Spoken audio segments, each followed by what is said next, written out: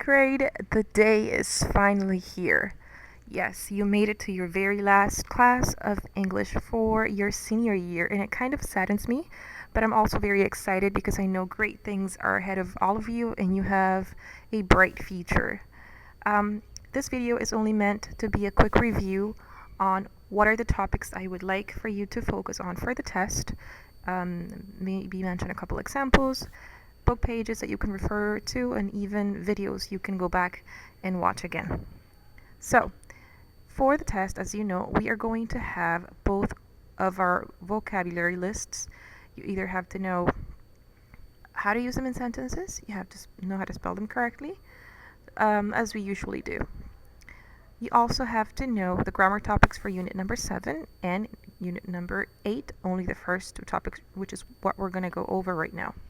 Passives with have, you have to keep in mind that you can use them in a semi-formal context, and also that you use them when you talk about causing someone to do something.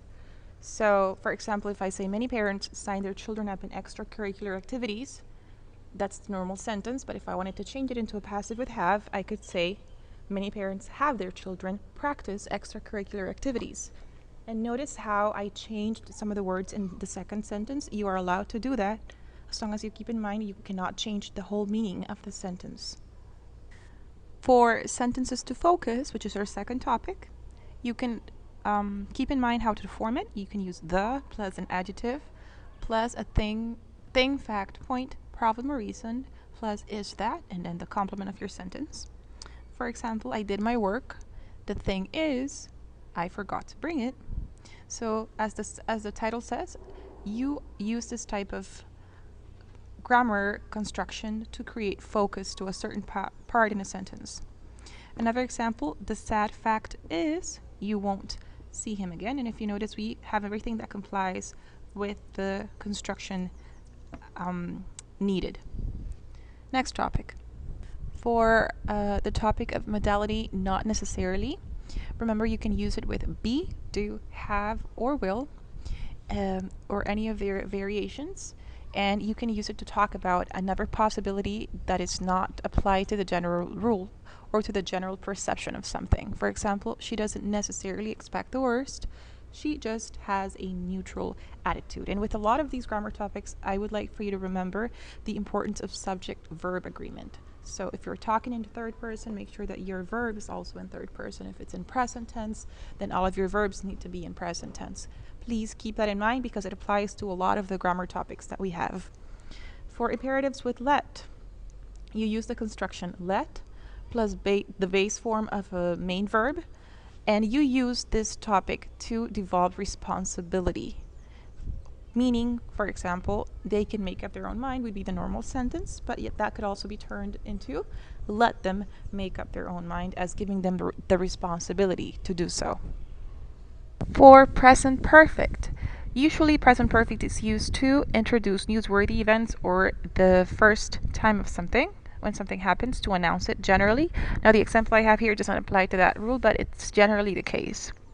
How do we form it? We use have or has and the past participle of a main verb. Now remember, we have regular and irregular verbs, and depending on that is how you build your past participle. If you have a regular verb, meaning that you only add ed to the end of it, then that means the past participle form will also be ending in ed. It will be the same simple past form. If you have an irregular verb, you have to learn the past participle form for it, and there is no way around that. So keep that in mind.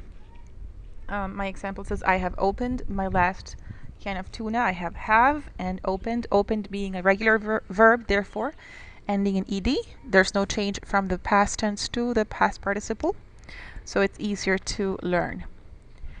Regarding WH clef clauses, keep in mind that we use them with the WH words, which are what, where, when, who, why, or how, and we use them at the beginning to form these type of clauses.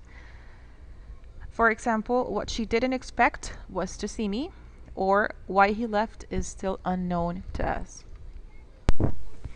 And our very last grammar topic for this unit will be the degree adjectives.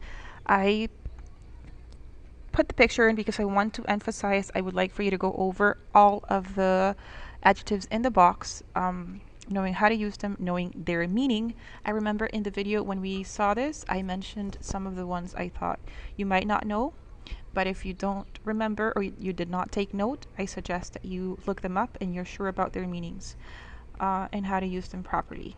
Well, basically, degree adjectives are used before nouns to increase intensity and to add a description or a descriptive value. And just as a final recommendation, I would like to remind you that we always have a reading activity and some listening comprehension in our test as well. I want to say I'm proud of all of you, and I'm happy that I got to be your teacher this year. I wish every single one of you nothing but the best. And I would like for you to leave an acronym down in the comments with what you want to say to your classmates. For example, mine would be ADA. So A, always do your best. D, don't forget to be humble. And A, aim for the stars. It's been a pleasure. Class dismissed.